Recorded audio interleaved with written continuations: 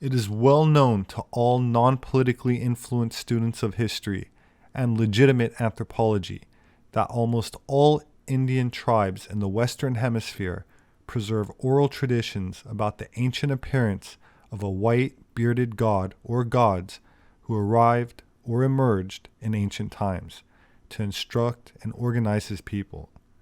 Quetzalcoatl to the Aztec, Kukulkan to the Maya, but some of the most interesting versions of this widespread tradition comes from Peru, where this legendary deity is known as Conquistador Viracocha, as documented by numerous highly acclaimed Peruvian historians, who when considered together give us a reasonably detailed description of the traditional hero's physical appearance, personality, and activities among the ancestors of the Andean Indians. The Inca culture of Western South America was one of the most culturally rich and complex societies encountered by the Spanish during the Age of Conquest in the first half of the 16th century. The Inca ruled a mighty empire that stretched from present-day Colombia to Chile, ruled by an emperor in Cusco. It is important to note that although the Inca did not have writing, they had a sophisticated record-keeping system. They had a whole class of individuals whose duty it was to remember oral histories passed down from generation to generation. Pedro Cieza de Leon arrived in Peru in 1548 as a simple soldier in a military group sent to quell an uprising that had turned into a civil war between the Spanish rulers of the country.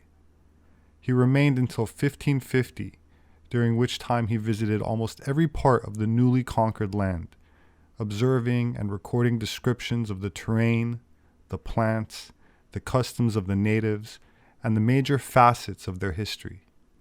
He had been keeping a journal of his observations ever since beginning his travels in Colombia in 1541, but now Cieza became fascinated with the idea of writing a history of Peru and its people. He would interview the surviving wise men and noblemen of the Incas to learn all he could about the history and traditions of the conquered Inca Empire. He recorded the following legend about the appearance of a white-bearded god to the forebears of the Incas. Before the Incas ruled or were even heard of in these kingdoms, these Indians speak of another thing much greater than all others which they tell, because they affirm that they went for a long time without seeing the sun, and that suffering tremendously with this deficiency, they raised great prayers and supplications to those they revered as gods, asking them to restore the light they lacked. And in this manner they arose from the island of Titicaca, which is the great lake of Colao, the sun shining brilliantly, which made them all very happy. And afterwards they say that from the land of the noon sun there came and appeared to them a white man of large build, whose aspect and person showed great authority and veneration.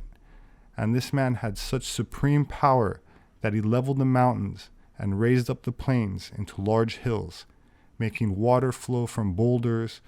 And since they recognized his supreme power, they called him the creator of all things, the originator, father of the sun, because even this notwithstanding, they say that he did many greater things, because he gave life to men and animals, and from his hand they received notable benefit.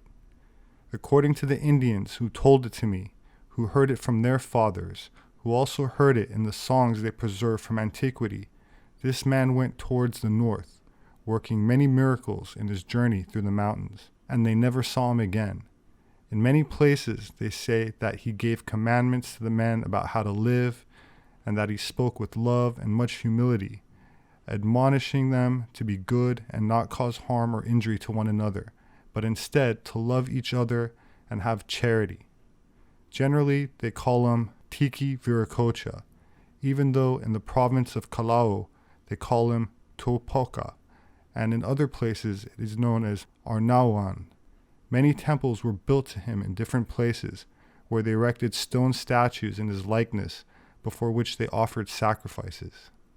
The large stone figures in the city of Tiahuanacu are said to date from that era, and even though by tradition inherited from the past, they recount this that I tell of Tiki Viracocha, they say nothing else about him, nor that he ever returned to any part of this kingdom.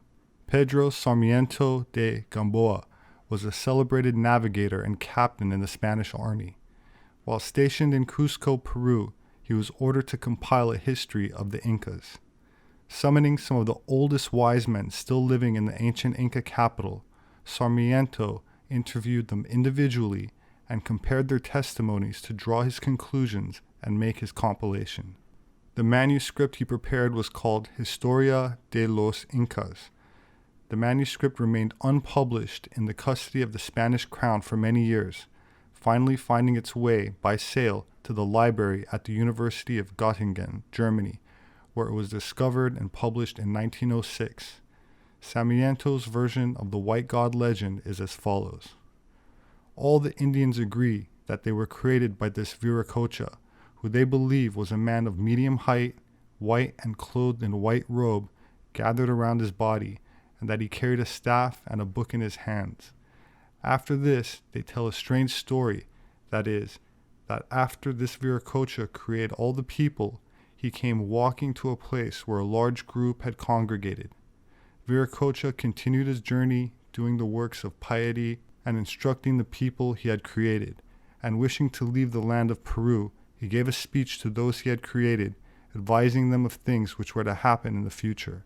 He warned them that people would come, saying that they were the Viracocha, their creator, and that the people should not believe the impostors, but that in the coming ages they would send his messengers to teach and support them. And having said this, he and his two companions went into the ocean and walked away over the waters without sinking, as if they had been walking on land.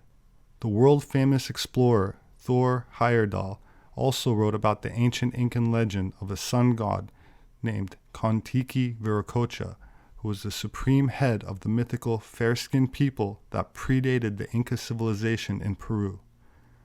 Tiki means sun tiki or fire tiki, and was regarded as a sun king of these legendary white men who left enormous ruins on the shores of Lake Titicaca. Heyerdahl asserted that the Inca told the Spanish about how colossal monuments that stood deserted about the landscape were erected by a race of white gods who had lived there before the Inca themselves became rulers.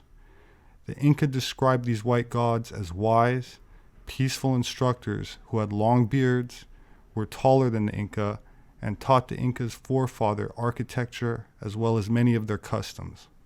Appearing long before the time of the Inca Empire, the coming of this Viracocha constituted the single most important tradition of the Andean Indians. For many days prior to his coming, the sun was darkened, and the people suffered tremendously from lack of sunlight. Only after intense praying was the light restored, after which Viracocha appeared. The Incas said that Tiki Viracocha and the white-bearded gods went off westward into the Pacific Ocean, never to be seen again, after which the Inca themselves took over power in the country. Of course, they left something else behind, besides ancient monuments and megalithic architecture. Francisco Pizarro was a Spanish conquistador, best known for his expeditions that led to the fall of the Inca Empire and the Spanish conquest of Peru. According to Pizarro, quote, "The ruling class in the kingdom of Peru was fair-skinned with fair hair about the color of ripe wheat. Most of the great lords and ladies looked like white Spaniards. In that country I met an Indian woman with her child, both so fair-skinned that they were hardly distinguishable from fair white men." Archaeologists in Lima have unearthed 2 mummies, an adult and a child, thought to be more than 1,000 years old. Researchers on Thursday said the remains likely belong to 2 individuals from the Wari civilization, which ruled in what is now Peru for some 500 years between 600 and 1100 AD. The tomb was discovered at the Great Pyramid of Huaca The burial techniques, including fibers used in the wraps used to protect the mummies and burial masks, are all consistent with other Wari tombs found in the past. There is now a small museum dedicated to the ancient site, which predates the Incas. Peru is a country rich in archaeological treasures. It has hundreds of sites that date back thousands of years and span dozens of cultures, including the Incan Empire that was in power when Spanish explorers arrived in the early 1500s. If you enjoyed this presentation and topic, please make sure to check out the link in the description for my video about the cloud people of Peru. My name is Robert Sepehr. I'm an anthropologist. You can find my published books on Amazon. They make a great gift. Thank you to those who support me on Patreon. There should be a link below. Also, I'd like to thank those who share these videos.